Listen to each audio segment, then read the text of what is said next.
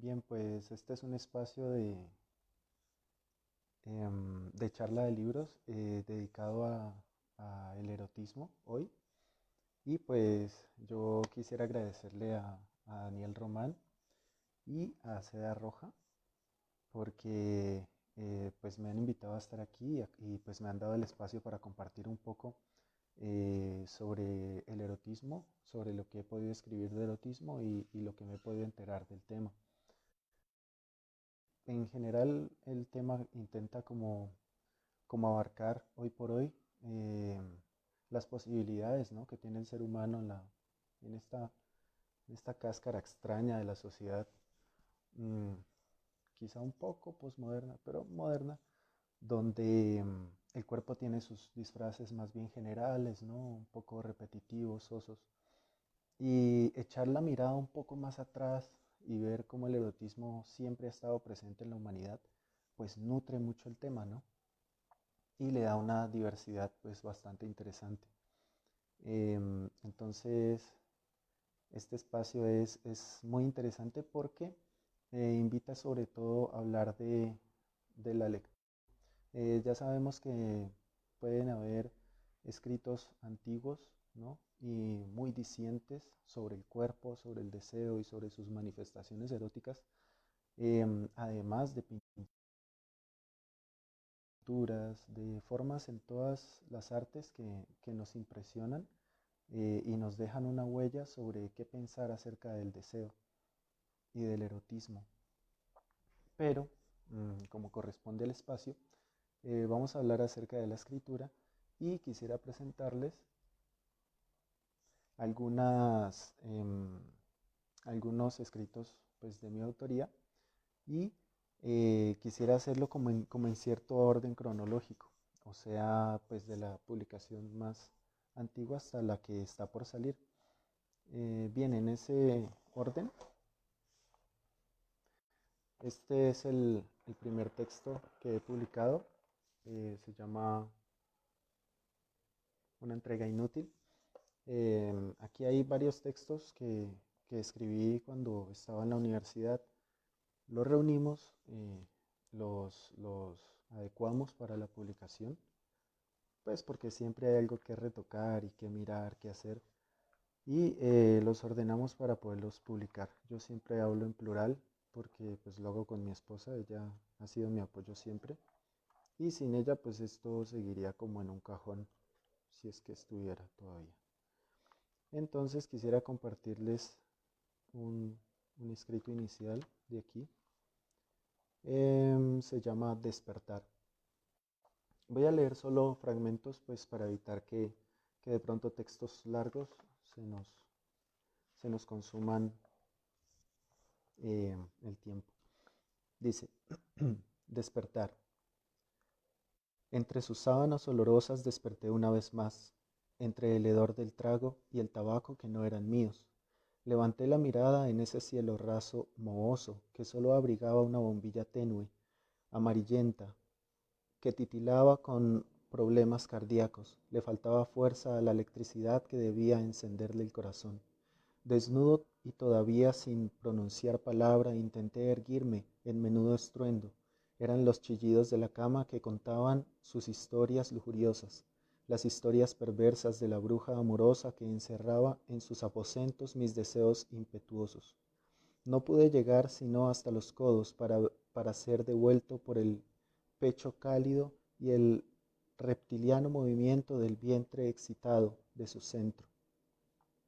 Cómo rechazar su tibio ímpetu, la presión de sus piernas en las caderas y el torso, sus senos bañados en el perfume de sus cabellos, levantados, firmes y erizados por la caricia repentina de mi aliento, solo hasta los codos, y mi pene ya rozaba el dulce, salado licor de sus piernas, suavidad extrema que rozaba en plegarias su cuerpo entero, llenando de secretos la ruidosa cama, extraídos de mi pene y confinados con sus gemidos leves a lo profundo de su vientre.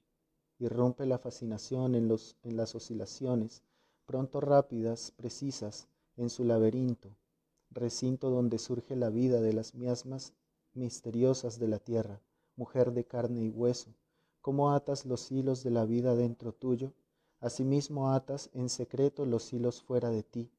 Irrumpe desde la profundidad gloriosa de su propio éxtasis, irrumpe en las pulsaciones de mi cuerpo, su agitación salada.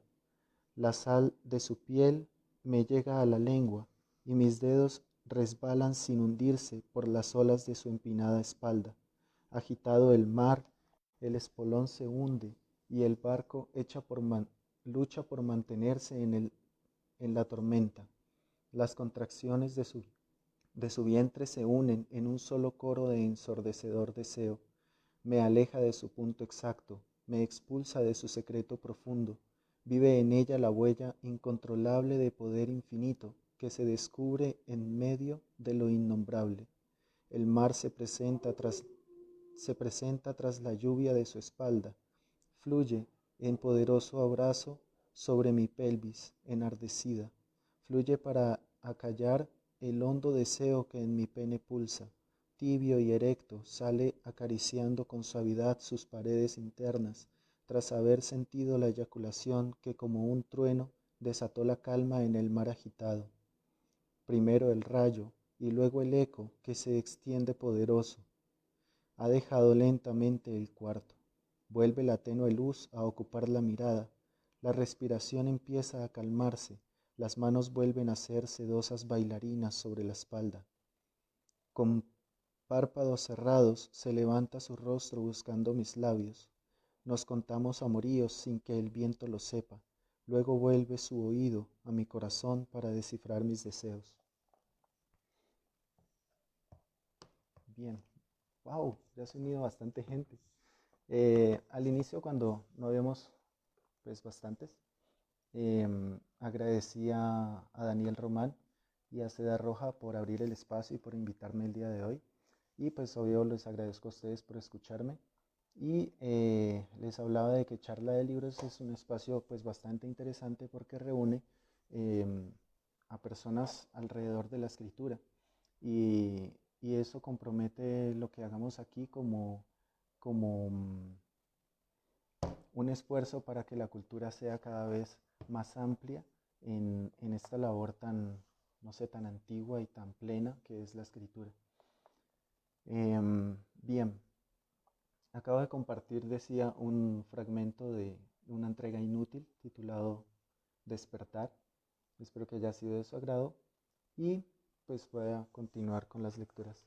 En una entrega inútil se reúnen textos muy variados, pues porque son varias composiciones de cuando estaba inmerso en los estudios de la universidad, en cosas que había que entregar, que hacer.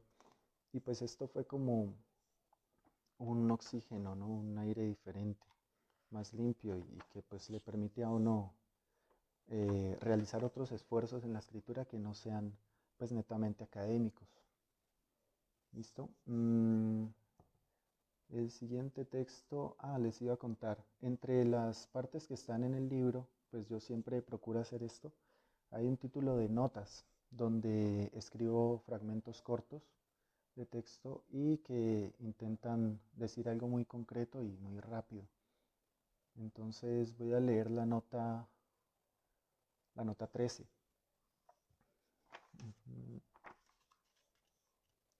Acá está. Dice: obsesivo compulsivo. El pensamiento es un modo de existir, no de postergar. Los actos son un modo de madurar los pensamientos, completarlos y ponerlos a prueba. Pero no son un modo de concluir nada, porque nada en estricto sentido empieza o acaba. Siempre, para ver a alguien a los ojos, es mejor observar la posición en la que se presenta e intuir la intención que lo provoca a actuar. Así, quien llega proponiendo un territorio no sabe que está en el tuyo. Em, Quería hablar un poco sobre, pues ya que estamos hablando de erotismo, sobre la conquista, ¿no? Y sobre cómo se presenta una persona que quiere conquistar un cuerpo. En estricto sentido, hay muchos rumores. Dice la gente que que no se conquista el cuerpo sin haber tocado el alma. Y yo disiento de esto porque no quiero separar el cuerpo del alma. Hay personas que desprecian el alma, ¿no? Y dicen que el cuerpo tiene impulsos muy difíciles de sostener, ¿no? De aguantar, y que terminan siendo llevados por el cuerpo por caminos que no quieren. Y eso para mí es medio irresponsable. Es decir, los pulsos suceden en el pensamiento y en el deseo, y eso es parte del alma. Y en ese sentido el cuerpo manifiesta esas pulsaciones, pero no decide por aparte. Entonces hay que no adueñarse del cuerpo ni adueñarse del alma, sino entenderlos viviéndolos. Entonces, disiento un poco de esas aseveraciones de conquistar una parte para llegar a la otra, ¿no? Así que siempre que hablo de esto, pues hablo de una conquista del cuerpo. En ese orden de ideas, no hay una preferencia. Lo que ocurre es que cada persona tendría un discurso distinto, una manera diferente de aproximarse. Pero este que acabo de leerles dice que el cuerpo muestra cualquier forma de acercarse. El cuerpo no puede disimular las intenciones, él se va presentando. Y si uno agudiza la vista, agudiza la audición, agudiza el modo de percibir ese otro cuerpo, adivina cosas que trae y que a veces no dice. Entonces, quien quiera conquistarte, entra a tu terreno, no viene a proponerte un terreno. ¿Vale? Eso es un juego, es muy chévere para mí. Voy a leer la siguiente nota. Dice nota 23. La nota 23 dice: todo recuerdo es un estado del cuerpo, que el pensamiento cree similar a los sucesos que lo causan. Esta confianza es necedad. Si se descubriera el poder sobre los estados del cuerpo, se desistiría de forzar las causas a un resultado constante.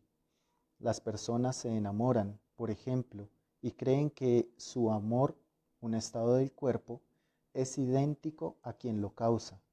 Su atención se distrae de la gran potencia de su cuerpo y cae por necia decisión de la torpe idea de que esa potencia depende de la causa constante, de la presencia del que la causa.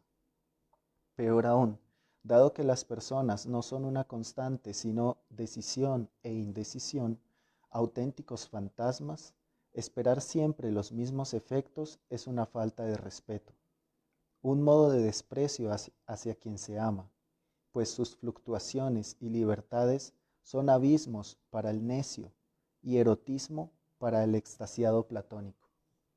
No les he contado, pero eso que les dije que estudiaba en la universidad era filosofía, y hay muchos autores de filosofía en lo que escribo. En este en especial pues hay una alusión a Platón. Platón no creía en un sentido único llamado realidad, en un sentido único, digamos, del movimiento de las ideas, por hablar en sus propias palabras, sino que se trataba de movimientos de las ideas. Así que cada que veíamos algo era una manifestación de una idea, pero no se iba a quedar así, iba a tener que moverse. Y todas las personas tienen que manifestar esa libertad. Entonces, cuando se ama a alguien, hay que darse cuenta de que se va a mover, no se va a quedar así. Entonces todo lo que aparece de esa persona hacia uno es un hallazgo, pero eh, no todo va a apoyar ese hallazgo, ¿no? En ese sentido, pues como que se ha distorsionado un poco el concepto de amor que presentaba Platón. Y del amor platónico hoy en día se dicen muchas cosas, pero nada apoyado en sus textos. Así que Platón era muy consciente de esa fluctuación del alma y, y que se manifestaba, y todas esas manifestaciones del alma son el cuerpo. ¿Listo? Bien.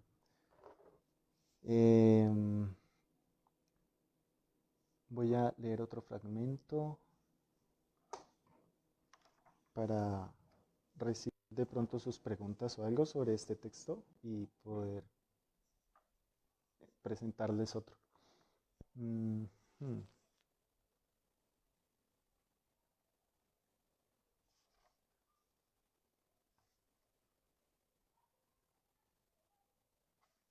ya, esta partecita dice, un pensamiento atravesaba los cielos de mi mente en medio del delirio. Como un rayo lejano, el trueno alongaba su cuerpo hasta llevar mis manos por su abdomen y cerciorarme de que su pene siguiera erecto. De nuevo y cada vez sin mayor tardanza quise masturbarlo, pero no era solo lo que guiaba en silencio mis manos. No, bastó una última aproximación y el rayo que fuera distante iluminó mi frente. Adiviné la razón de mi inseguridad con él, adiviné la razón de mi correspondencia a sus acercamientos, adiviné todo, hasta la razón de mi atuendo, adiviné que en mi pantalón estaba la voz del rayo, ese trueno sobre mi cabeza, en mi mente decía navaja. Me estiré sin pensarlo y con su filo en mi mano adiviné por qué quería que estuviera erecto. Revisé de nuevo y en dos movimientos como director de orquesta sinfónica atravesé su garganta, alando con fuerza el grito ahogado que sin duda intentó salir desde su vientre, retornó al estómago, mientras en el mismo segundo de su contracción mi mano reconocía lo que había medido con suficiencia. Metida bajo su vientre, arrancaba su pene erecto y la sonrisa silenciosa disfrutó la escena entre la luz tenue, mientras retiraba mi pene de su ano. Introducía el suyo tras la última palpitación de su cuerpo y volvía para eyacular cuenta, tras unas cuantas oscilaciones entre sangre y semen. Em, no sé si les suena un poco duro, es una escena de un homicidio. Mm, em, este texto lo escribí mientras leía a Edgar Allan Poe y el primer texto de los cuentos del tomo 1 es William Wilson, un texto donde Poe se encuentra con un tipo que lleva su mismo nombre, que lleva la admiración de muchos, que es apuesto, ¿no? Muy buen estudiante, excelente en sus estudios. Es un tipo con el que tenía que rivalizar. William Wilson es el nombre del narrador y es el nombre del otro tipo. En ese texto hay una confrontación de una dualidad mmm, más o menos inconsciente. En mi escrito eh, hay un encuentro de dos tipos que se atraen, ¿no? Y al hablar se dan cuenta de que sus gustos son similares, les encanta leer, hablan en un momento de William Wilson y el narrador efectivamente siente esa rivalidad y quiere matarlo. El cuento de Poe termina con el homicidio, con un pecho. Este termina con una navaja en el pene. Bueno, no termina allí. Luego del homicidio hay otra parte donde las dos identidades se confunden. En William Wilson de Poe, los dos personajes se llaman igual. Acá los dos personajes tienen nombres distintos, lo que me llevó a que el cuento termine trocando las identidades. Es decir, el tipo deja su pantalón con el cadáver es identificado con su identidad y él se lleva el pantalón de su amante, lo que hace que se lleve su identidad. Y para evitar ir a confesar un crimen, simplemente adopta el otro nombre y cambian de vida. Entonces es una doble muerte. En el de Poe muere uno de los dos y acá mueren ambos. de alguna manera. Bien, quiero entonces leer una parte, bueno, otros textos. Estos van a salir publicados en el libro que está em, por salir, que se titula Una noche. Estas son 3 de las notas que van publicadas allí. Les he mencionado que en todos los libros he publicado notas. Y esta sería las notas 1, 3 y 4. Entonces voy a leerlas juntas porque, no, perdón, la 1 y la 3 juntas porque no parecen separarse mucho y la cuarta ya aparte. Entonces dice: ¿cómo puede detenerse el impulso genuino de la luz, de la sabiduría y de la pasión? Nada queda fuera de la vida y su natural exposición en el sexo. Nada queda para el deseo genuino si no es el cuerpo. El amor al tacto es un arte erótico. ¿Dónde ha de cultivarse si no es en el sexo? Tercera. Haz de la luz un camino a tu vientre, como la dulce humedad, que emana profusa tu sabiduría, y que la sombra sea un sueño, una voz lejana, hálito de algún amante desesperado, sin forma al final, que la sombra sea un sueño. Bien, estas dos, bueno, entre el anterior que acabo de leer y este está de hecho la lectura del Marqués de Sade.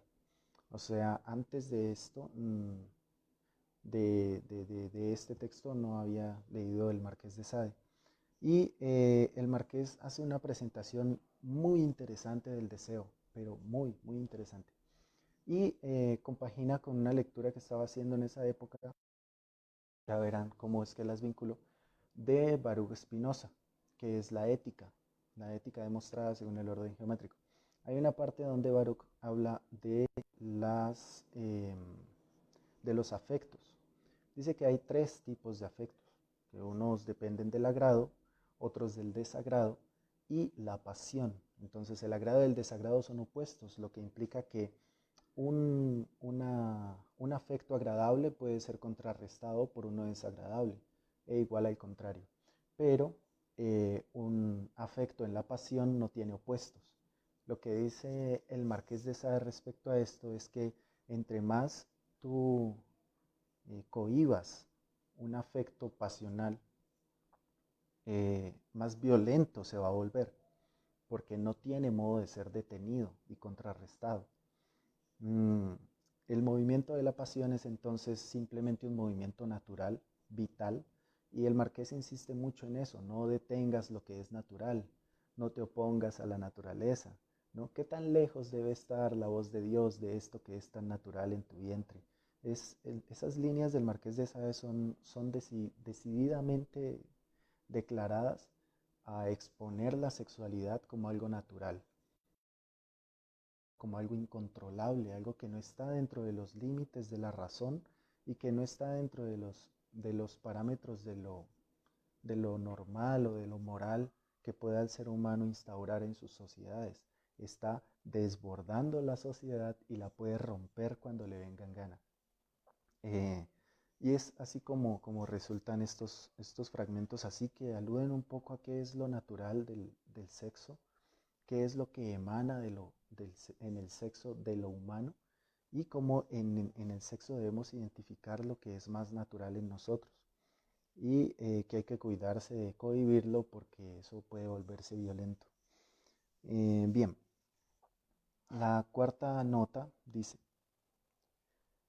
sea el pudor un modo de delicia, sea tu suavidad un recuerdo de antiguos sueños, si puede una corta vida hablar de antigüedad, de aromas y telas sobre pieles que exudan secretos que obligan a cantar, sea tu suavidad, sea tu desnudez, revelación.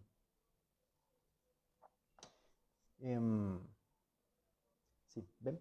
Es así como voy operando un poco. Cada que presento el cuerpo y la desnudez, quiero presentar un lenguaje franco, directo, un lenguaje vivo y el crimen que es para el Marqués de Sade despreciar el sexo es expuesto aquí al contrario, es exaltado mm, el aprecio al cuerpo, ¿no? Es decir lo mismo, solo que desde las dos orillas diferentes. Y bien, entonces eso va a estar en Una noche. Una noche es un texto que habla precisamente sobre qué es lo que a mí me ha correspondido de la noche. Entonces en la noche leo mejor, en la noche escribo mejor, en la noche hay cosas que no se pueden hacer en el día, le van más a la noche, hay algo natural en la noche que obliga a que pertenezcamos a ella de un modo más especial. Y eso es curioso, ¿no? Entonces quise hacer el texto de Una noche para exponer esas cosas y además para exponer un poco el significado de qué es una novela. Em, Hay varios de mis textos que tienen que ver con la escritura, pero este que es el siguiente que voy a mostrarles, que es Baúl Exento, está dedicado a exponer qué es la escritura, qué es la filosofía y qué es lo que se puede en la escritura. Entonces, Una noche recoge un poco también las ideas, pero no se repite pues nada, así que es una exposición nueva. Mm, lo escribí en 3 noches, pasando derecho, pero tuve que retocar luego, ¿no? Digo que hice como el cuerpo y empecé a pulir luego. Y está escrito en un solo párrafo, no tiene partes, no tiene subdivisiones, no tiene capítulos, no tiene párrafos. Está escrito en un solo corte de 60 páginas. Y enseguida de esto está un corto que es sobre el día y enseguida estarán las notas. Entonces, estas notas son todas de carácter erótico, ¿no? Y en Una noche hay unas partes que también son de erotismo. Ahí estará explicado por qué y en razón de qué. Así que, pues pronto estará como comercializable.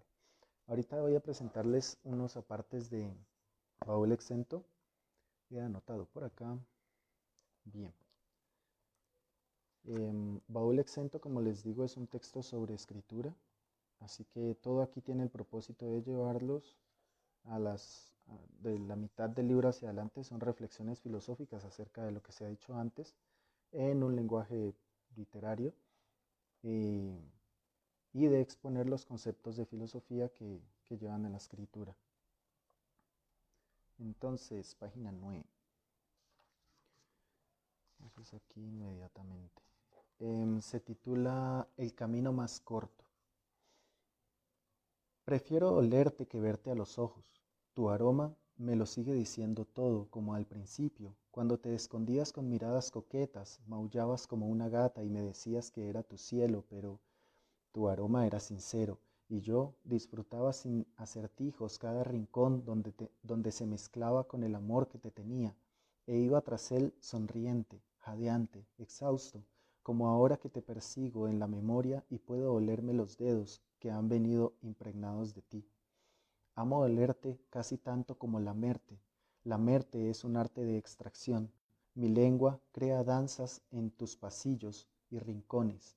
Tu impetuosa sexualidad vibra y me sigue en los más antiguos bailes coitales, en los que despliegas amor tu belleza para opacar el ambiente y abrigar mi cuerpo de placer, porque tú sí, cuando sudas con mis penetraciones y caricias, exudas todo lo que puedo llamar mi cielo, y bebo de ti las ondulaciones del fantasma de tu aroma. Bien, esa reflexión eh, es un poco más extensa. Es precisamente qué le hemos negado al cuerpo por armar un discurso en torno de él. Entonces, a ti te preguntan, ¿qué te parece esta mujer, no? Y entonces, pues la gente suele decir, ah, no, es alta, es bonita, ¿no? Y no, pero ¿qué, no? Entonces, no, pues sí, mira, tiene como un volumen agradable en sus formas y se dan vueltas sobre tonterías cuando realmente no se han aproximado a ese cuerpo.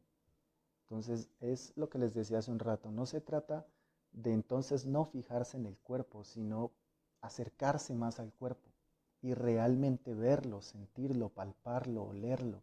Y eso realmente te podría hacer pensar en qué decir, ¿sí?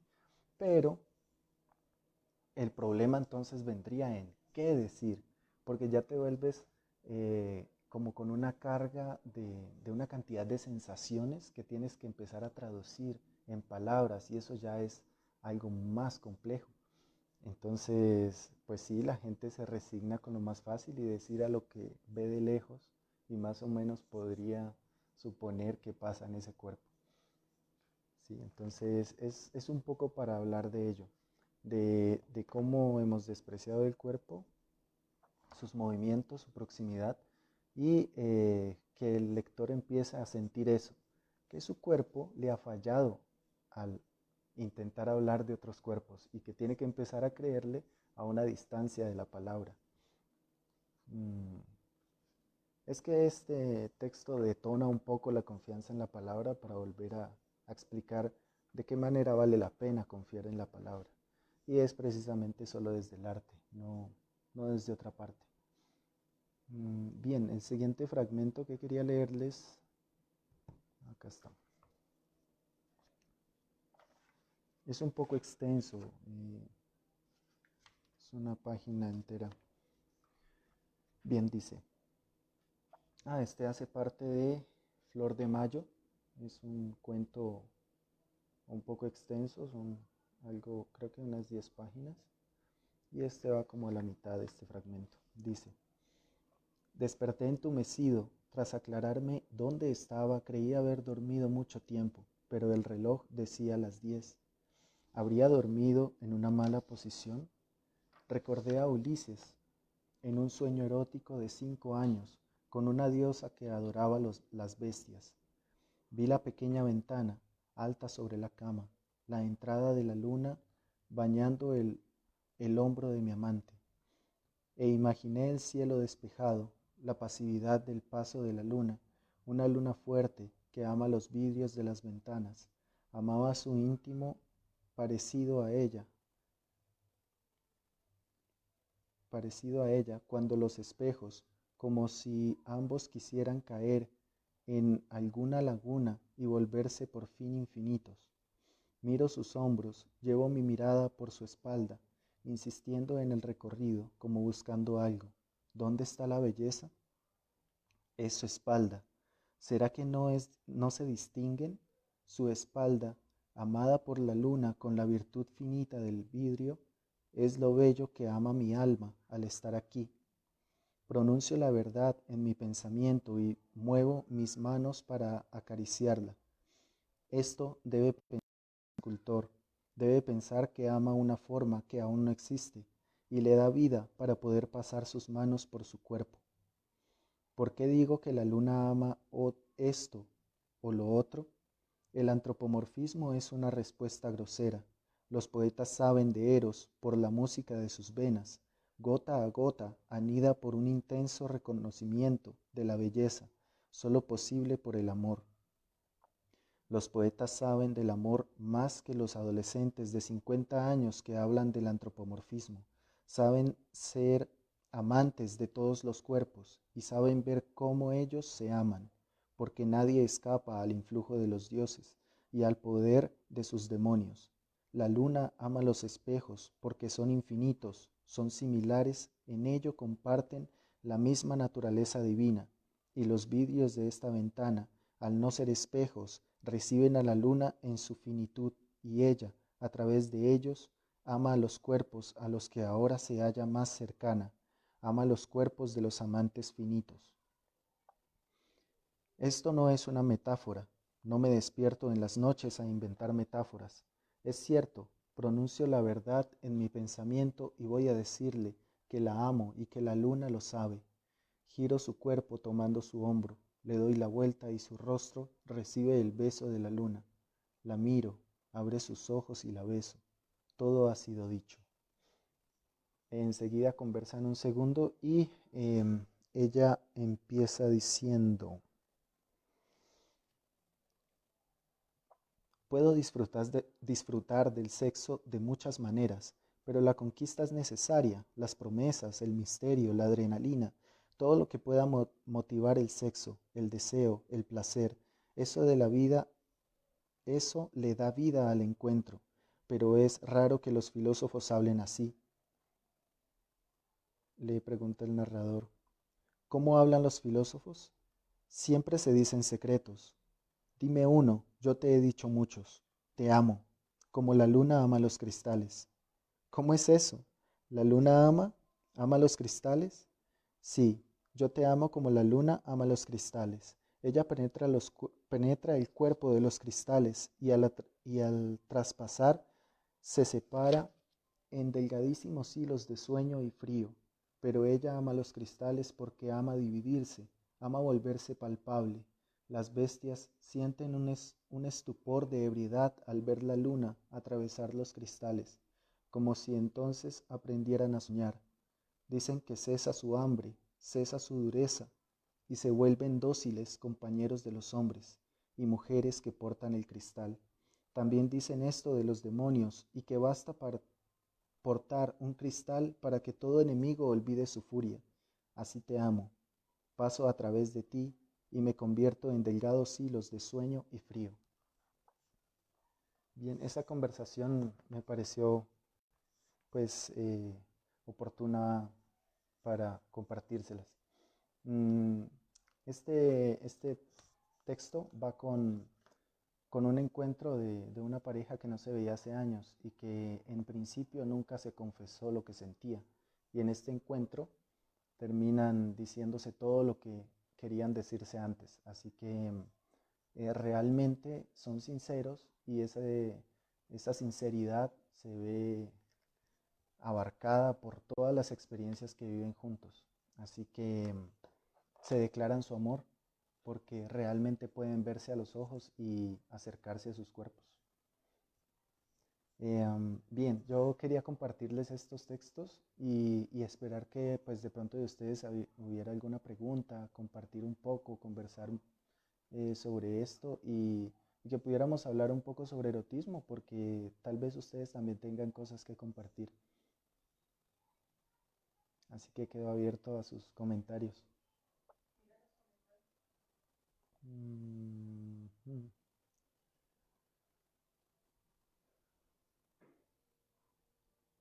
Admiro tu modo perfecto, sensaciones sexuales. Gracias, amor.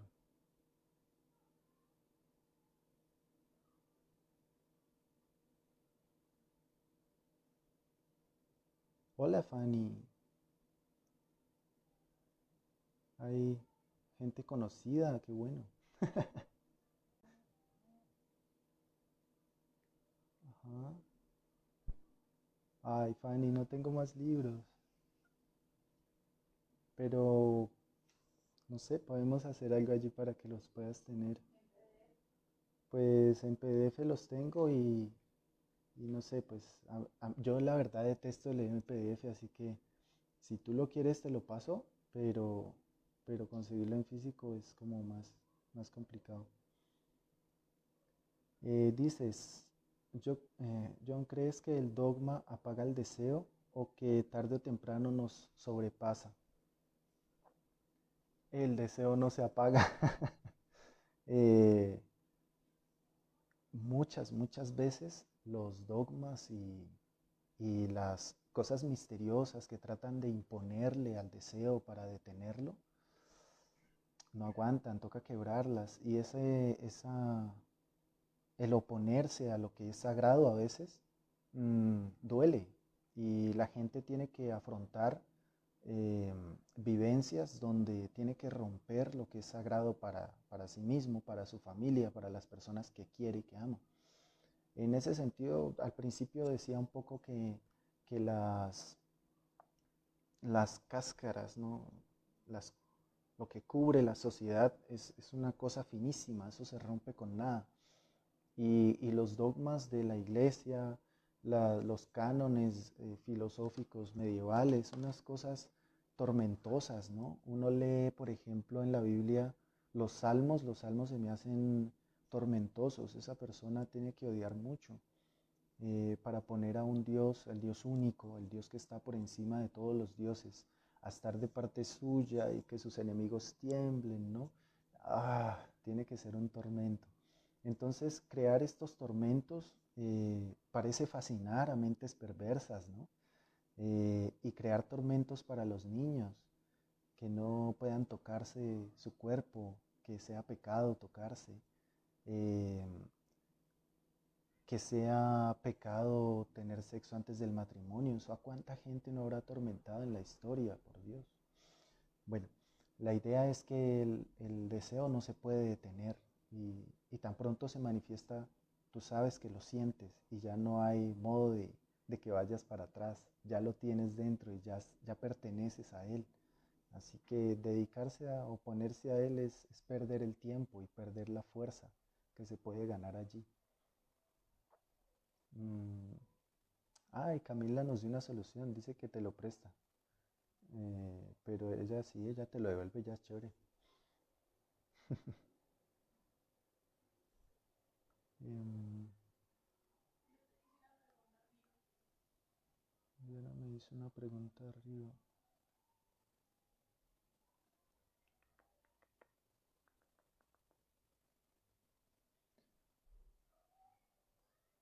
¿Qué sugieres para lograr descripciones tan intensas que nos generen una atmósfera directa que logramos sentir cercana? Bueno, pues siempre en la escritura se trata de recordar, digo yo. Nadie puede simplemente inventar algo. Y en el momento en que quieras inventar una historia, escribir una historia, no puedes evitar, no te empeñes en evitar que allí haya algo muy personal, muy íntimo, porque eso es lo que te compromete no solo en las descripciones, sino en todo el contenido, toda la forma que va a tener va a ser una cosa íntima y aunque los demás tal vez lo vean como un cuento, ¿no? Una cosa fantástica, pues no, para ti va a ser algo íntimo y primero la escritura va a ser un compromiso contigo mismo. Entonces, las descripciones, pues bueno, pueden haber muchos recursos para describir objetos o describir situaciones, describir personas, pero te digo que los recursos no funcionan si no hacen parte de un ensueño tuyo. Se trata de que todo lo armes como si vas teniendo en tu cabeza el sueño, vas recorriendo la escena y tus palabras deben alcanzar esa escena. Deben competir todas las palabras que tienes dentro, que son tus recursos, para llegar a alcanzar esa escena. Entonces, en parte, ahí se gana un poco ese concepto del ritmo, otorgarle un poco de música, de una repetición en los términos o de una repetición en las sílabas terminales. No te pongas a contar 1, 2, 3, 10, ay, aquí repito, porque pues no, se fuerza demasiado. Cuando tú vas teniendo el ensueño este en tu cabecita y vas escribiendo, eso va saliendo, el ritmo te va saliendo poco a poco. Yo no tengo un gran ritmo, ¿no? Yo voy componiendo y hago lo que puedo, pero cada vez quiero pulirme más en ello. Entonces sé que así se hace, porque la escritura no puede traicionar lo que tú estás sintiendo. Y entre más se apegue a tu sentimiento, la música le va saliendo. Entonces, poco a poco vas encontrando eso. ¿Cómo describo para que el que lo lea, lea la música que llevo dentro, ¿no? Y viva el mismo sueño que estoy soñando? Ese es como el reto y se logra, se puede. Pues si otros han podido, entonces toca medírsele al reto. Em,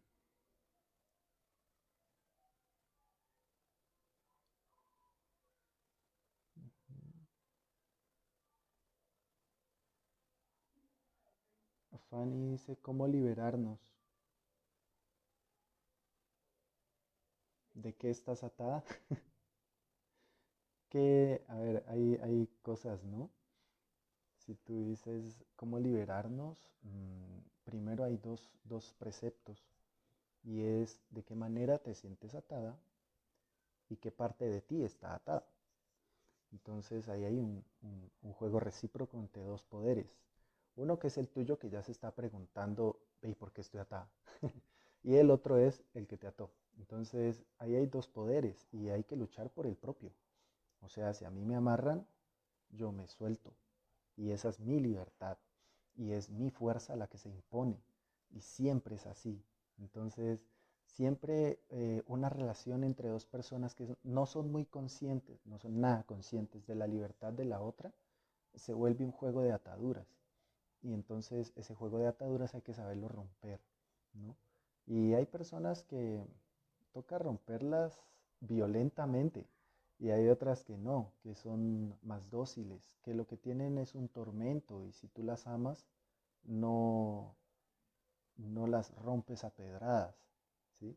Hay otras maneras de romper las ataduras y de conservar el amor que se tiene allí, porque en últimas todos tenemos temores de perder a gente, de perder a alguien. Todos tenemos temores a estar solos, por ejemplo, en algunos momentos. Entonces, hay que acompañar a las personas en sus temores. Eso es parte de ser pareja, de tener una relación, de amistad, de amor, de lo que sea. De familia también, ¿no? Eh, pero entonces, el cómo liberarnos tendría que tener ese análisis. ¿Qué parte de mí está atada y quién la ató? A veces quien me ató puede ser mi hermano, ¿no? Y esa atadura la cargo y ahora en una relación sale a flote, me siento atada, pero mi pareja no es, ¿no? Fue mi hermano hace años y cosas así, o fue mi papá, o fue mi mamá, ¿quién me ató? Entonces toca hacer un análisis, ¿vale? No habría una fórmula para decirte si haces bungee jumping te liberas, o no, no hay forma. Hay que descubrir un modo muy íntimo de liberarse. Dice Dianita, ¿crees que es difícil ser escritor en esta ciudad? Uy, yo escuché esa pregunta hace rato en otra reunión. ¿No está Isabela por ahí? ¿Qué fue que dijo ella? Ser escritor es difícil por el ejercicio mismo, no por el lugar donde estés. Yo siempre le digo, por ejemplo, a mis estudiantes, ve, Cervantes hizo el Quijote en una cárcel, preso con un poco de años. Y vos estás comiendo chévere aquí recochando en clase, ¿por qué no haces algo mejor? Y no, y entonces uno no tiene ataduras. Spinoza dice, no hay, un pensamiento no es sometido por, por la extensión, y la extensión no es limitada por el pensamiento. Solo un pensamiento puede limitar un pensamiento, y la extensión solo puede limitarla a la extensión. La extensión es el cuerpo, ¿no? Y el pensamiento, pues es el pensamiento. Entonces a Cervantes lo encadenaron y le sometieron la extensión, el cuerpo, pero no pudieron con el pensamiento y se les escapó y sigue por ahí suelto, ¿sí? Entonces, independientemente de la ciudad donde se esté, lo difícil es escribir, no el lugar. Entonces, que si es difícil ser escritor en esta ciudad, pues no. Es difícil vivir de la escritura, pues a mí me tocó trabajar en otra cosa. Es difícil vivir de la escritura, pero eso pues pasa con las artes, ¿no? Desde la modernidad para acá, eso pasa con las artes. Ahorita está queriéndose reformular la cosa, de eso hablaba Isabela temprano, de darle un espacio a la cultura y al arte y que la gente empiece a mostrarse de nuevo para que haya un nuevo auge, ¿no? Del arte y que la gente respete el valor del arte y si le haces un cuadro, pues no le pidas rebaja, ¿no? Si te hacen un cuadro no le pidas rebaja, si lo ves trabajando en la calle, apóyalo, si ves la publicación de un evento, compártelo, ¿no? Y eso hace que las cosas mejoren y que abran conciencia en la gente. Y tal vez un tiempo se pueda vivir de esto. Dices que la escritura es un compromiso con uno mismo, pero el sueño de llegar a más lectores compromete tus deseos aunque no busques la fama, sino revelar cosas que quieres que lean. Mm, ese, ese sueño del que les hablaba hace un rato, que determina qué tan auténtica es su escritura, eh, ese sueño nos persigue a todos, ¿no? Todos tenemos ensoñaciones donde sentimos placer, donde sentimos o angustia, donde sentimos vivir. Y es que es un asunto muy platónico. Eh, la realidad es un movimiento constante y lo más permanente en la realidad es lo que soporta esa realidad. Y esos soportes de la realidad son las ideas. Esas ideas son esos sueños, ¿sí? Son los que soportan todo el andamiaje con el que nosotros podemos sostener todo lo que somos y lo que hacemos. Esas ideas que te dan el ritmo y que te dan el alma, ¿no? A lo que escribes, es lo que hay que mantener vivo. Y nosotros, yo, cuando escribo, quiero darle forma a ese sueño. Y en eso, pues, se reconoce, digamos, al escritor, ¿no?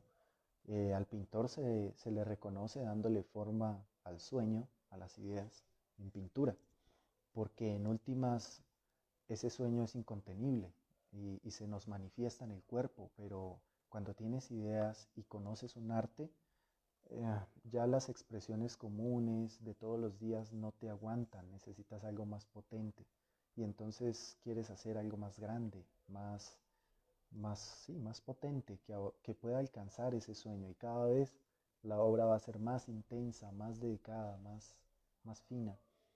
Y no, nunca escribo para los otros y nunca pensé en publicar. Recuerda que dije hace un rato que tú me habías impulsado a publicar y que si no eso seguiría en un cajón.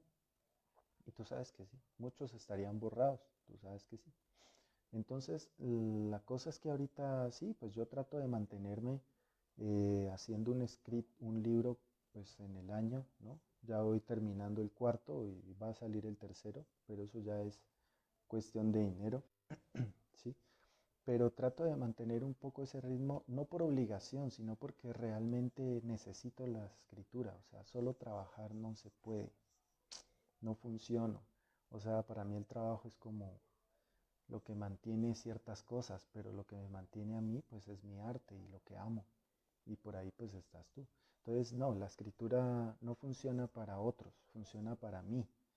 Y, y yo le agradezco a mucha gente que me ha dicho que les gusta, ¿no? Les parece chévere. Y entonces pues es bonito porque esas formas de tus sueños no los espantan, sino que les gustan.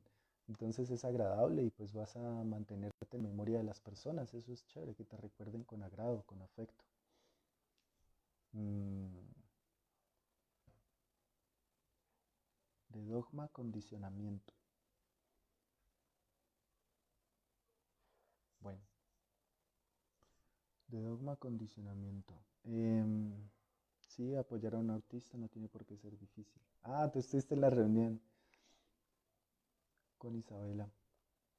¿Por qué crees que se ve el gusto sexual como una enfermedad, por ejemplo, como un trastorno en las ninfómanas o eróticos, siendo que se disfruta tanto y mueve mejores emociones en los seres humanos?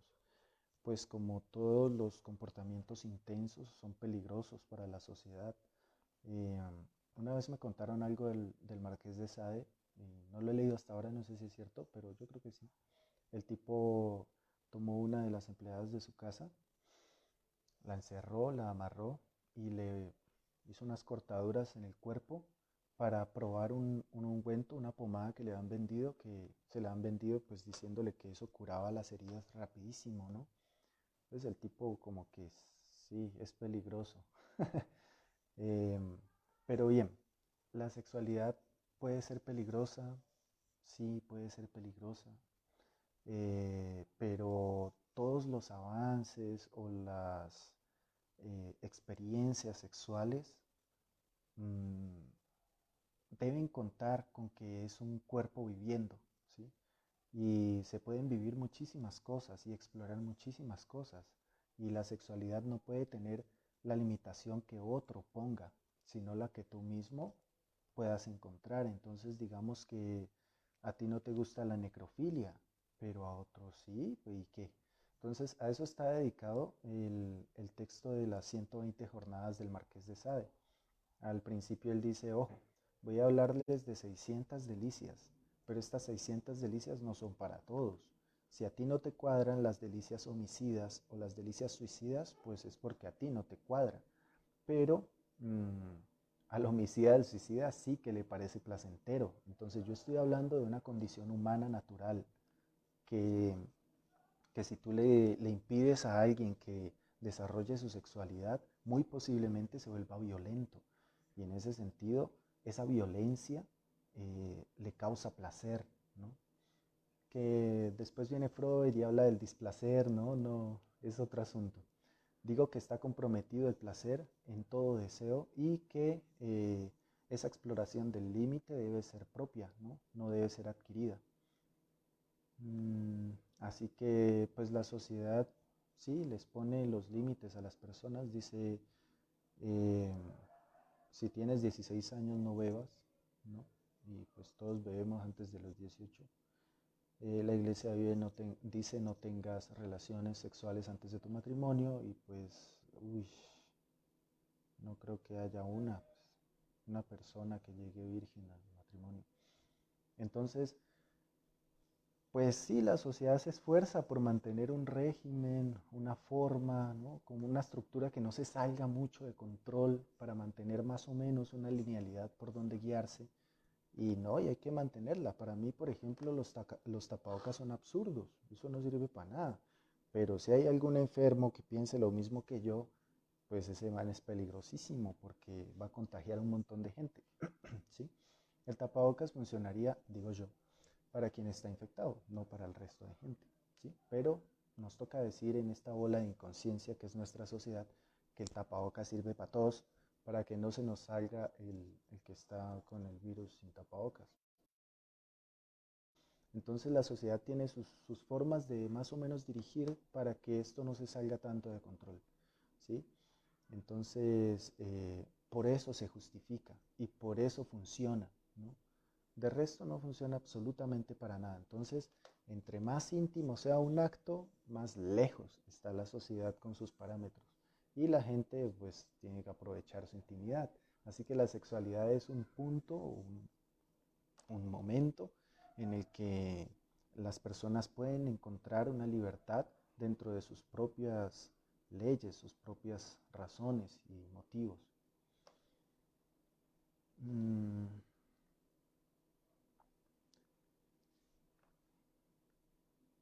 ¿Cómo se llama o se va a llamar el cuarto?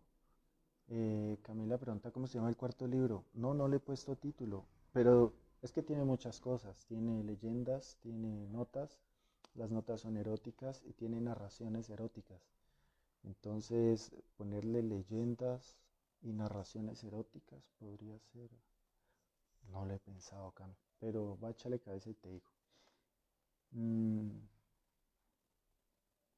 Gracias, Fanny. Uy, no me han dicho. Eres fantástico también. Peligrosa la sexualidad, pero ¿por qué? Cami sí es peligrosa porque ahí está suelta, no hay ataduras, no hay lo que dije hace un rato, la sociedad se deja de lado, ¿no? Y entonces la sexualidad se vuelve un momento en el que si tú tienes em, problemas en, pues con tu deseo, ¿no? ¿Cómo decirlo? A ver, si tú, por ejemplo, hoy o mañana regañas a un niño, ¿no? Porque está tocando su pene, ¿no? Y eso pasaba mucho hace mucho tiempo, pasaba mucho. Le pegan en la mano y le dicen, no sea cochino, ¿no? No se toque el pene. Él relaciona la suciedad, ¿no? No sea cochino, con el placer de estarse tocando. Y además relaciona la negación y empieza a pensar, es malo, no, no debo tocarme y la suciedad es placentera, ¿no? Entonces esta persona puede volverse obsesiva con la limpieza, ¿no? Cosas así. O puede desarrollar un placer y un gusto con la suciedad impresionante. Entonces tú puedes ver que empiece a gustar heces fecales, ¿no? A gustar, sí, de la suciedad, de la suciedad incluso del cuerpo. Y entonces puede pasar así.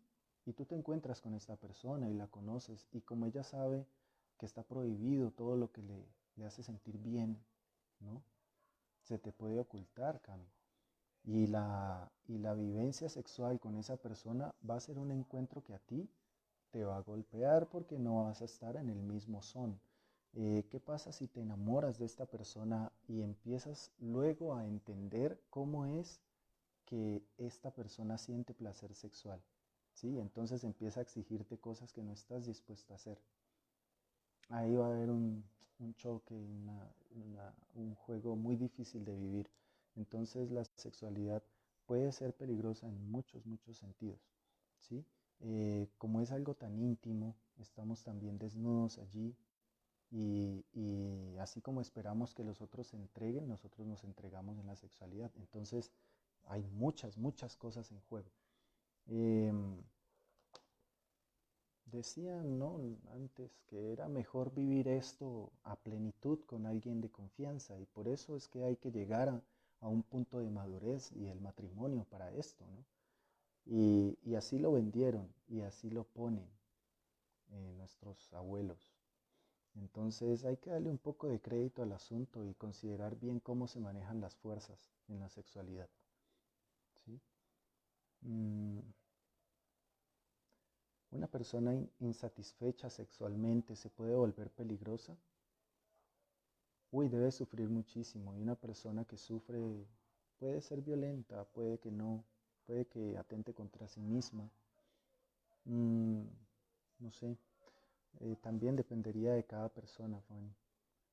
No sabría si es peligrosa por estar insatisfecha, aunque la insatisfacción se cruza con estos límites que nos imponen, ¿no?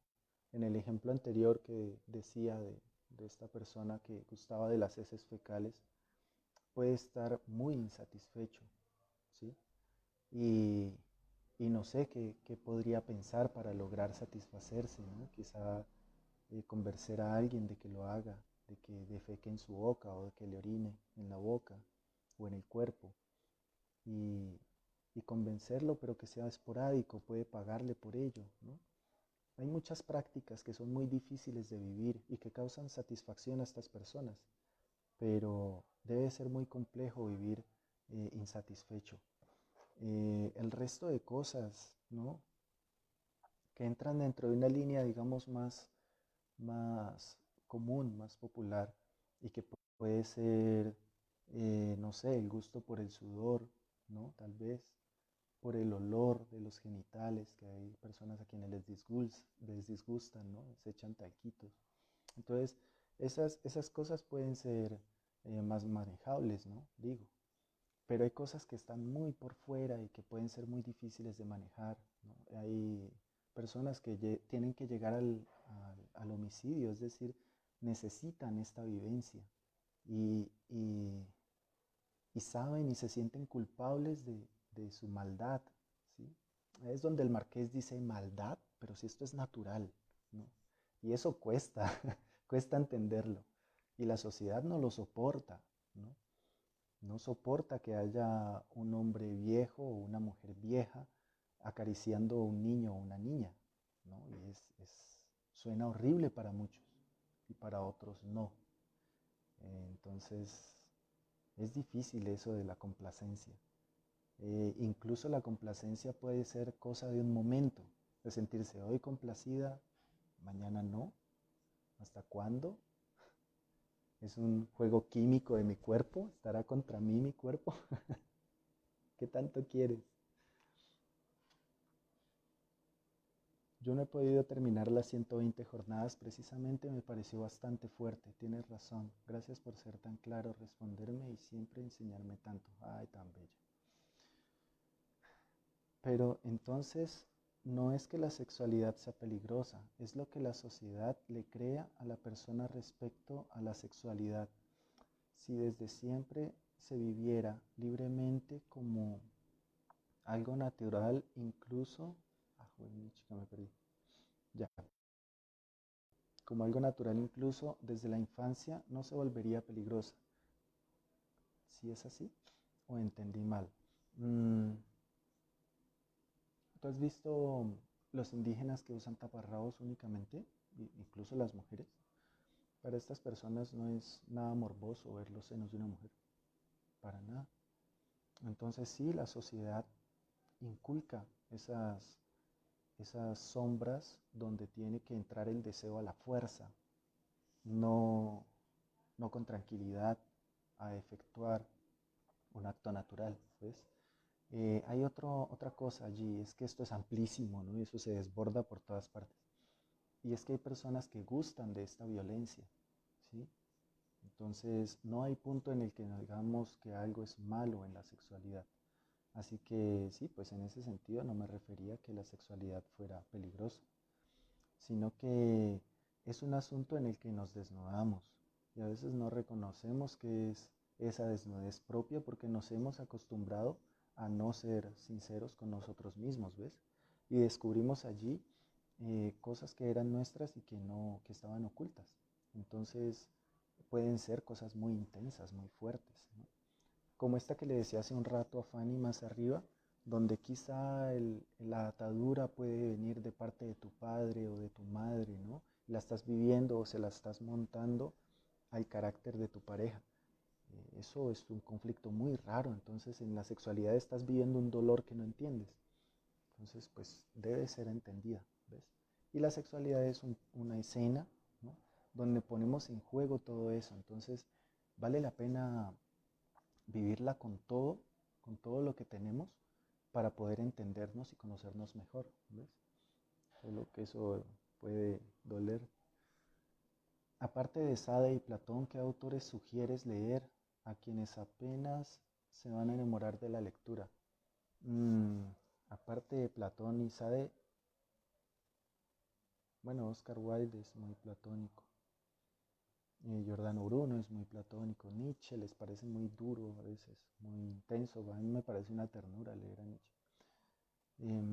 Derrida es muy difícil de leer, pero muy bacano. O sea, uno de verdad aprende a leer con Derrida, con Jacques Derrida.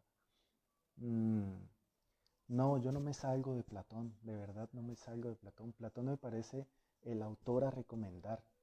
Ese tipo era un genio, yo no sé de dónde saca tanto caudal y con tanta fineza, ¿no? Él hace unos tejidos tan limpios, tan bellos, que no, yo no me salgo de, de recomendar a Platón. Entonces, suena horrible un incesto, y sin embargo al leer a Anaïs Nin me confrontó y ya no lo vi tan horrible. Ya entonces, lecturas como se afirma jocosamente que llegan, entonces lecturas como se afirma jocosamente que llegan en el momento justo para cambiar mmm, nuestras ideas desde la confrontación. ¿Te ha pasado con alguna lectura? Con todas. Todas tienen que hacer eso y si no hacen eso, pues de nada sirvió leerlas. Una vez hay un texto que se llama, es un ensayo, se llama La tarea del traductor de Walter Benjamin. Ahí dice el tipo que hay lecturas que pueden no decirte nada porque ya lo aprendiste de otras formas. ¿Sí? Entonces cuando lo lees reconoces eso que ya sabías y por eso te parece que pues te puede parecer bonita la lectura, ¿no? Y muy bien dicha, y etcétera. Pero cuando realmente tomas un texto que te viene a decir algo nuevo, eso te sacude y te bombardea por todas partes y se vuelve entre más difícil de leer, más bello porque te cambia muchísimo. Entonces te pone a pensar diferente y eso pues te modifica, te cambia la vida, te pone a andar nuevos caminos. Entonces eso es interesante. Con todas tiene que pasar eso. Em, Anaïs Nin, ahorita que la mencionas, ese texto se llama Diario de un incesto y ella narra eh, los momentos en que su padre abusaba de ella sexualmente y el placer que sentía de ello, cómo lo extrañaba y cómo a veces ella iba a pedírselo. Es maravilloso, ese texto es una belleza. Recomendadísimo también, por favor. Entre los textos de erotismo, ese es de los que más me gusta. Ujú. ¿Crees que en partes donde hay tanta violencia hay también una gran insatisfacción colectiva? A ver, Es que el deseo se rota mucho, ¿no? Tiene muchos movimientos. Y siempre donde hay violencia hay figuras de autoridad imponentes, demasiado rígidas. Entonces eso provoca por todas partes insatisfacciones, pero pueden ser insatisfacciones como que no te permitan comer bien, por ejemplo, que tú tengas que salir a la tienda una vez a la semana, como estamos ahora, una vez a la semana, pero es que si sales otro día te disparan. Entonces eso te llena de ira, de frustración, ¿no? Y eso provoca más violencia, no hay de otra. Entonces las familias antes se regían así. En mi familia hay un caso muy brutal y es de un bisabuelo que mató a un hijo a golpes. O sea, él lo golpeó, lo colgaba de un árbol, lo golpeaba y esta vez lo golpeó y el pelado no se volvió a parar. Entonces se murió. Y estas familias eran así, antes eran brutales con el estricto mando. Y entonces se hace lo que yo diga y no hay otra palabra. Esa forma de la autoridad ya no cala. Esas generaciones de ahora se matan si haces algo así. Entonces hay que hacer otros movimientos más inteligentes, más diversos. Y en ese sentido las mecánicas de la dominación pueden ser muy diversas. En los lugares donde hay violencia no hay mecánicas de dominación, hay una instauración del poder y esa instauración del poder conlleva más violencia y eso marca por mucho tiempo. Entonces puede haber una toma de un pueblo hoy y los muchachos que crecen en esa toma arrastran ese trauma toda su vida y pueden tener hogares violentos o pues puede ser, ¿no? O sufrir demasiado en toda su vida. Entonces eso se estira y se lleva y se carga encima. No necesariamente tiene que ver con la sexualidad, pero en la sexualidad hay tantos tabúes y tantas prohibiciones que ahí es donde más se manifiesta la libertad o donde más quiere manifestarse la libertad, ¿sí? Cuando acabe la cuarentena, ve, yo estoy muy seguro de que la gente no va a salir a trotar, segurísimo, porque no es algo en lo que quieran desatar toda esa cohibición de estos días, ¿no? Y querrán ir a la variante, pero en carro y a los moteles, no ir a trotar. Entonces la cosa no es así. No siempre es por la sexualidad, pero la sexualidad al tener tantas prohibiciones, pues ahí parece que la libertad quiere salir con más urgencia. Dianita, cuéntanos un solo relato de tus primeros dos libros que aprecies mucho y por qué. De mis primeros libros. Un solo relato. Esa preguntita. Es que es un solo libro. Todos los relatos son uno solo. Mm, bueno, cada que me hagas esta pregunta, que me la hagan en otros lugares, voy a responder un relato diferente. ¿Listo?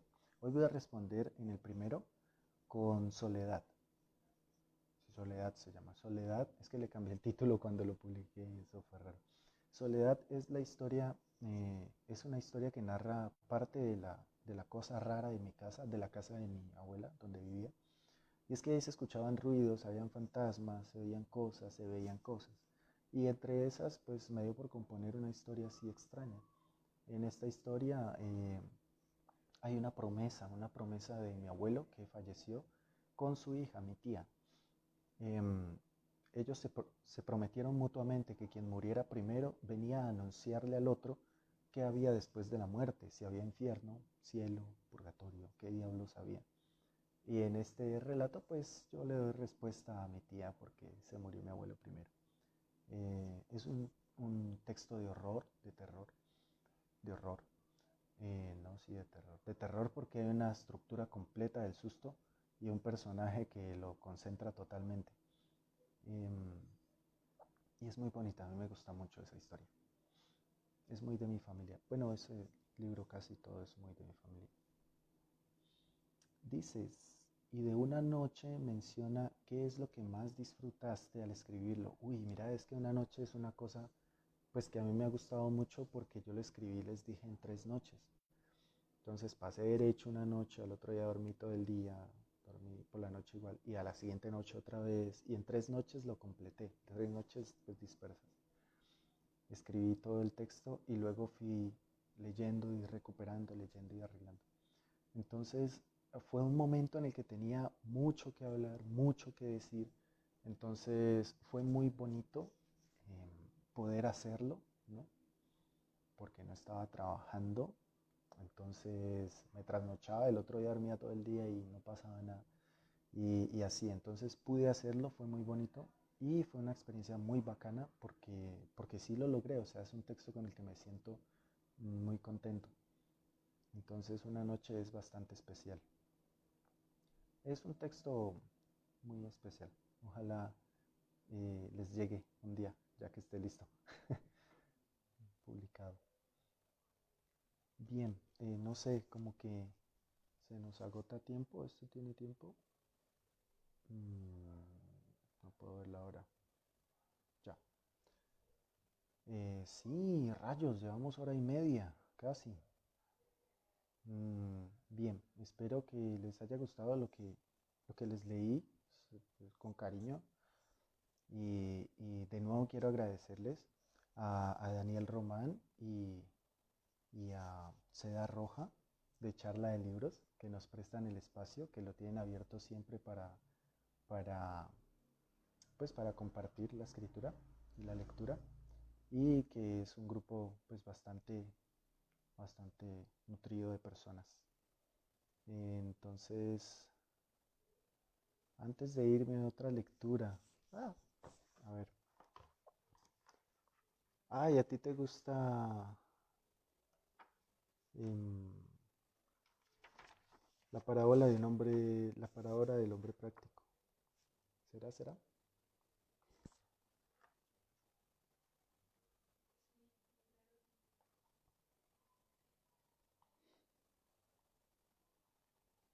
Gracias, Cami. Qué bueno que lo disfrutes. Andrés Siakam dice, ¿qué piensas del más allá de esta vida? A ver, hace un momento dije que en la casa de mi abuela se oían cosas.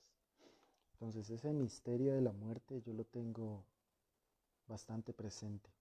Yo he elaborado una hipótesis ya que pues el cielo y el infierno no me complacen como una idea muy creativa que digamos. Creativo andante, ese tipo es un genio, pero de ahí a creer en cielos e infiernos no me satisface.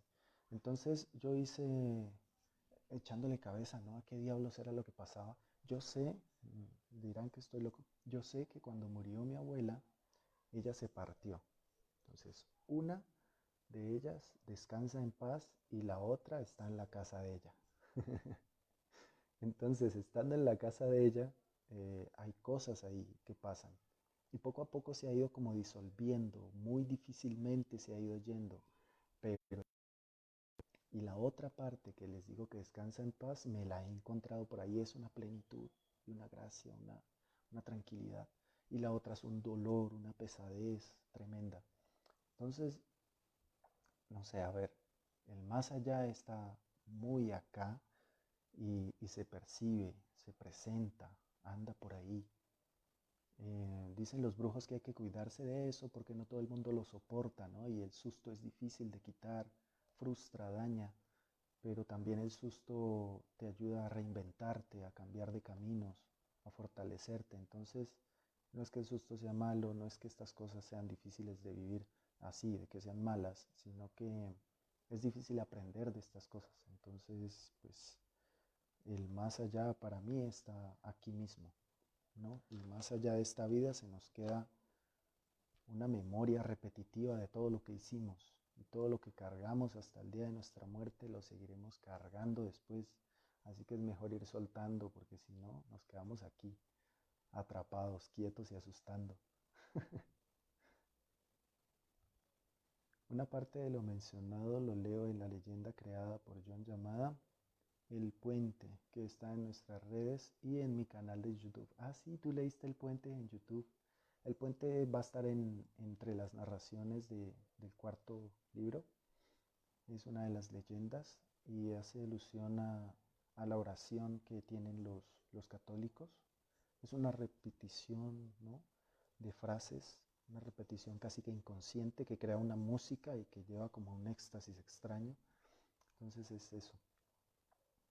No es la oración consciente, razonada de los protestantes, sino algo que se parece más al canto, ¿no? Y eso me parece mucho más bonito. Em, Leyenda recomendada. Tú tienes una manera muy curiosa de ver las cosas, eso es chévere. Gracias, Cami. Eso da la vejez da cosas impresionantes. Sí. No, ya, les iba a leer la parábola de nombre práctico, aunque no, pues ahora el tema no es ese.